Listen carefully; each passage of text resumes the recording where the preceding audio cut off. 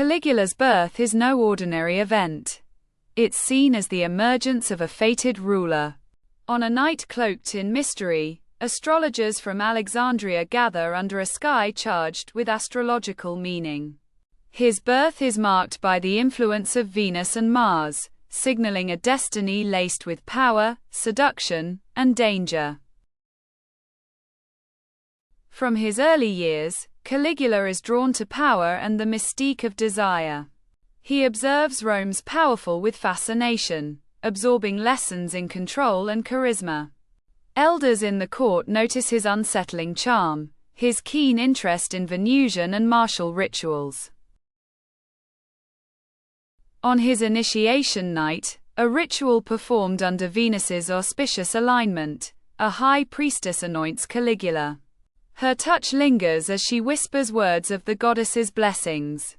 Caligula feels a surge of divine passion and sees himself as Venus's chosen. Years pass, and Caligula's indulgence grows. He conducts private rituals that blend sensuality and worship, where his followers view him as divine. His nights are filled with figures whose presence is both pleasure and sacrament. During an astrological convergence of Mars and Venus, Caligula believes the night is fated for a ritual of union.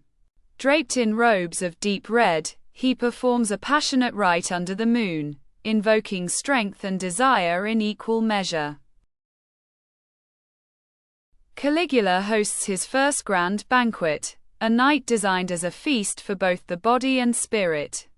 The air is thick with perfume and laughter, as guests partake in food, wine, and pleasures to honor Venus. Caligula's seductive smile lingers on every guest.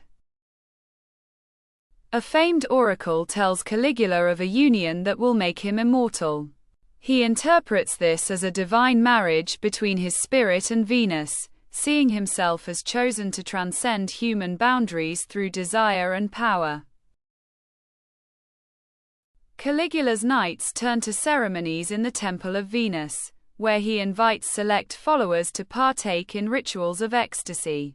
Each touch, each whispered word is an act of devotion, as they treat him as the living embodiment of Venus. One fateful evening, Caligula declares he embodies both Mars and Venus, seeing himself as the ultimate divine force. He commands worship that mingles reverence and sensual pleasure, demanding absolute devotion from his court. In a bold move, Caligula hosts a forbidden banquet for Rome's elites, where indulgence knows no bounds. Dancers move sensuously, wine flows freely, and every guest is drawn into a haze of desire, each moment honoring the goddess of love. The astrologers who once promised Caligula greatness now foresee danger. Shadows of betrayal gather around him, but he refuses to believe his divinity can be challenged, trusting in his union with Venus to shield him. In his growing belief of divinity, Caligula becomes enamored with the power of the sun, viewing it as a source of cosmic masculinity and strength. He commissions a gilded temple to the sun, blending sensual rituals with solar worship, seeing himself as the sun's mortal incarnation. Caligula is captivated by a priestess from Alexandria, rumored to possess forbidden knowledge of Venusian and lunar powers.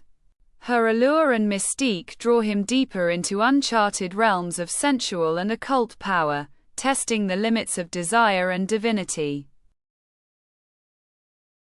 An oracle warns Caligula of a betrayal within his ranks, one that will come cloaked in passion.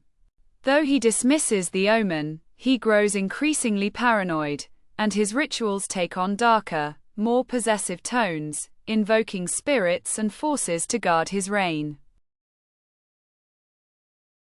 Caligula hosts a final grand banquet, but this time the air is thick with tension.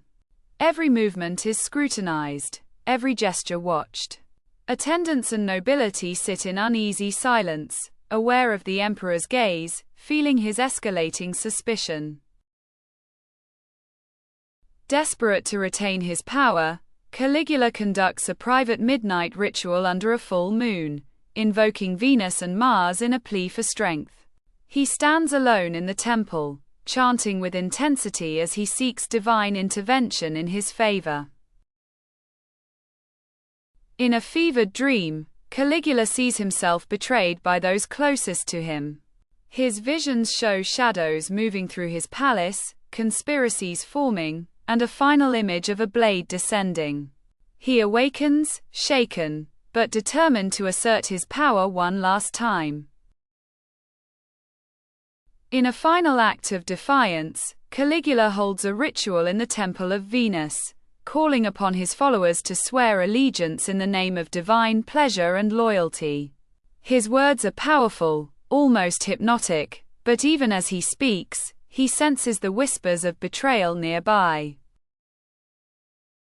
A conspiracy finally culminates, and Caligula finds himself cornered by assassins within his own palace.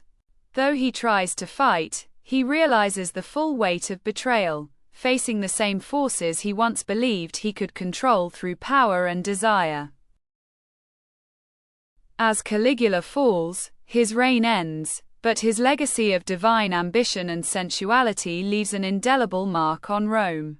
His life, a blend of passion and tyranny, fades, leaving only echoes of his dream of being a god king who ruled through desire and power.